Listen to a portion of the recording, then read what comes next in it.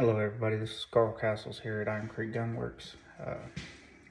This first little bit I'm gonna talk about gun stocks, wooden gun stocks. They're great, they're traditional. A lot of people just absolutely love them. Me personally, I'm a wooden person. I like wood gun stocks, wood furniture of any type. I think it's beautiful, and a good wood really sets off the firearm that you're using. Here in front of me, I have two wooden gun stocks. This one is off of an Ivor Johnson 16 gauge. This one is off of an Italian-made 20 gauge shotgun. I don't want to say the name because I don't want to say it wrong. Yeah, I've had both these shotguns for a while. Never really did anything with them. The 20 gauge I actually took in on a trade for doing some gun work years ago. And then the 16 gauge, I bought it off of an auction site years ago, and with the whole purpose of doing this. I've had this shotgun for the better part of a decade, and just never done anything with it. And so now, I took it apart, was cleaning it up, trying to see what I needed to do with it, and that's when I noticed some issues with it. Yeah. So if you're looking here, you don't really see too much wrong with it.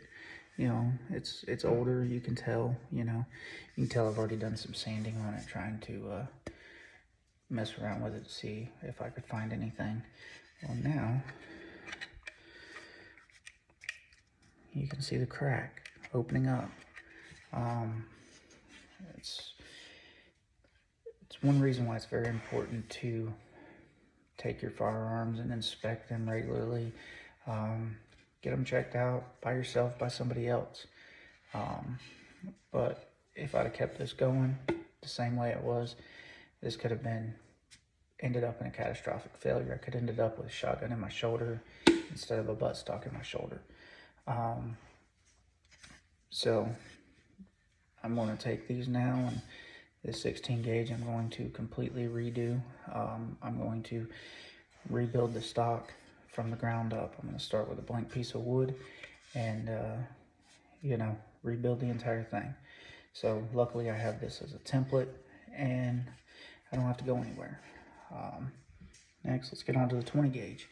All right, beautiful looking stock. You can tell I haven't sanded it down at all. But one thing I did notice when I was pulling it apart is it looked like there was some epoxy or something right here in the checkering. I don't know why somebody would have done that, so I pulled it apart, and upon further inspection, if you look really, really close, you can see a crack right here forming. Now, after more inspection, I've also noticed more cracks. There's, more cracks here, one over here. It's just an old stock, and it's about time for a new one. This one has a nice checkering pattern already on it, but unfortunately, I'm rebuilding this stock from the ground up as well. So I'm gonna redo the checkering on it. Once I make the new stock, I'll put checkering back on this one, as well as the 16 gauge.